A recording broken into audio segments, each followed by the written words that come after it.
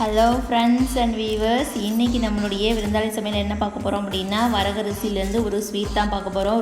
ரொம்ப சூப்பராக இருக்கும். நீங்களும் ட்ரை பண்ணி பாருங்கள். வரகரிசியை நம்ம பசங்களை சாப்பிட வைக்கிறதுக்கு எப்படிலாம் பண்ணி கொடுத்தா சாப்பிடுவாங்களோ அந்த மாதிரிலாம் பண்ணி கொடுக்கலாம். ஏன்னா இது உடம்புக்கு அவ்வளோ நல்லது. வயசானவங்க அப்புறம் சர்க்கரை நோயால் இருக்கிறவங்கலாம் கண்டிப்பாக இந்த ஸ்வீட்டை எடுத்துக்கலாம். உங்களுக்கு எதுவும் பண்ணாது. ஏன்னா நம்ம கருப்பட்டி அல்லது வெல்லம் தான் சேர்க்க போகிறோம்.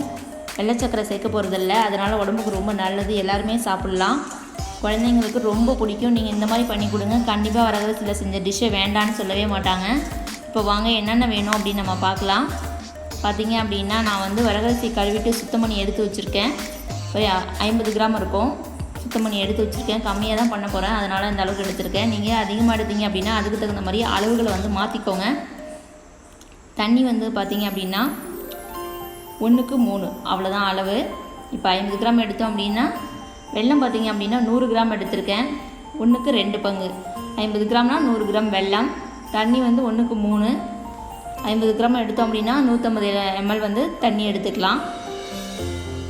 தண்ணி அளந்துட்டு நம்ம விடணும். கொஞ்சம் அதிகமாக பண்ணணும் பிரச்சனை. பாசிப்பருப்பு 1 ஸ்பூன் எடுத்து வச்சுருக்கேன். ஒரு டேஸ்ட்டுக்காக என்ன பண்ணலாம், கொஞ்சமாக சேர்த்துக்கலாம், அதிகமாக வேண்டாம். முந்திரி கொஞ்சம் 5 எடுத்து வச்சுருக்கேன். நெய் பார்த்திங்க அப்படின்னா 2 ஸ்பூன் தேவைப்படும். கொஞ்சம் எடுத்து வச்சுருக்கேன், 2 ஸ்பூன் போட்டுக்குவேன். எசன்ஸ் பார்த்திங்க அப்படின்னா ஸ்வீட் அப்படிங்கிறதுனால பைனாப்பிள் எசன்ஸ் நான் சேர்க்குறேன். 5 ட்ராப்ஸ் விடுவேன், அதிகமாக வேண்டாம். உங்கள்கிட்ட எசன்ஸ் இல்லை அப்படின்னா ஏலக்காயை பொடி பண்ணி சேர்த்துக்கோங்க. ரொம்ப சூப்பராக இருக்கும். நல்ல ஸ்மெல், டேஸ்ட்டும் நல்லாயிருக்கும். இப்போ நம்ம குக்கரில் வரகரிசியை போட்டுடலாம். அடுப்பாத்தை வச்சுட்டு குக்கரை வச்சு வரகரிசியை சேர்த்துடலாம். கழுவிட்டு சுத்தம் பண்ண வரகரிசி உடம்புக்கு ரொம்ப நல்லது. நீங்கள் எந்த வகையில் பண்ணி சேர்த்துக்க முடியுமோ அந்த வகையில் இந்த வரகரிசியை சேர்த்துக்கோங்க. ரொம்ப நல்லது. தண்ணியை அளந்துட்டு விடுங்க. 3 கப்பு. 1 கப் வரகரிசிக்கு 3 கப் தண்ணி. இதிலே நம்ம பாசிப்பருப்பையும் சேர்த்துடலாம். பாசிப்பருப்பும் சேர்த்துட்டோம் அப்படின்னா நல்லா குழஞ்சி வந்துடும்.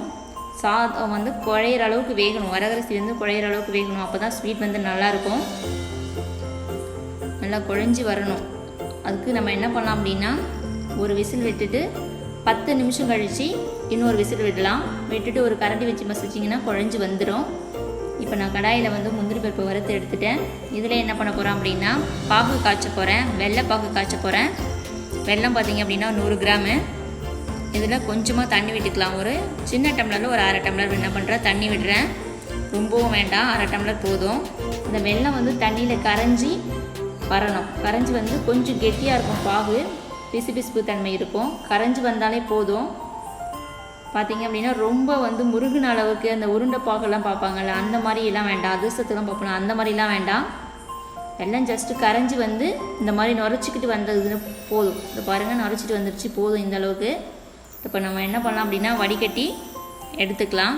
இதில் மண்ணெல்லாம் இருக்கும். இந்த மாதிரி பாகா காய்ச்சி விட்டால் தான் ஸ்வீட் நல்லா டேஸ்ட்டாகவும் இருக்கும்.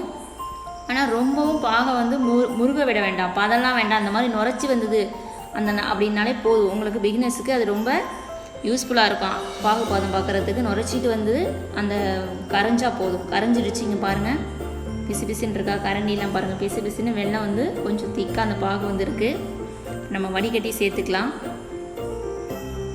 வடிகட்டிட்டோம். வடிகட்டி எடுத்து வச்சிட்டோம். குக்கர் விசில் வந்தோடனே ஒரு கரண்டி வச்சு என்ன பண்ணலாம், மசிச்சு விடலாம். நம்ம வேக வச்ச வரகரிசியை மசிச்சு விடணும். வடிகட்டி எடுத்து வச்சுட்டேன். இதில் இருக்கிற மண்ணெல்லாம் இதில் தங்கிடும்.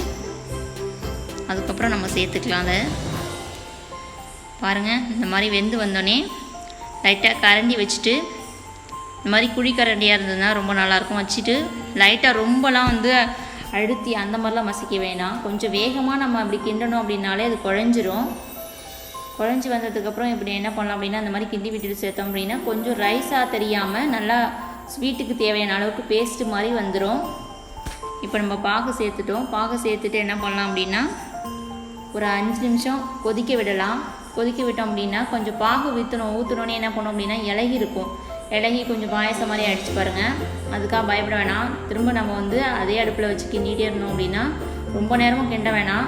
ஒரு 5 நிமிஷம் கிண்டிட்டு ஆற விட்டோம் அப்படின்னா கெட்டியாயிடும். எசன்ஸ் விட்டுறேன் 5 ஸ்பூனு. உங்கள்கிட்ட இல்லை அப்படின்னா ஏலக்காய் பொடி பண்ணி சேர்த்துக்கோங்க அந்த டைமில். பாருங்கள், ஒரு 5 நிமிஷம் கிண்டனோடனே எப்படி கெட்டியாகிடுச்சின்னு. நல்லா பேஸ்ட்டு மாதிரி ஆகிடுச்சி, கெட்டியாகிடுச்சு. இன்னும் ஆற ஆற இருக்கும், அதனால் இந்த அளவுக்கு போதும். நம்ம வந்து இதை ஆஃப் பண்ணிடலாம். முந்திரி போட்டுட்டு ஆஃப் பண்ணி வச்சிடலாம்.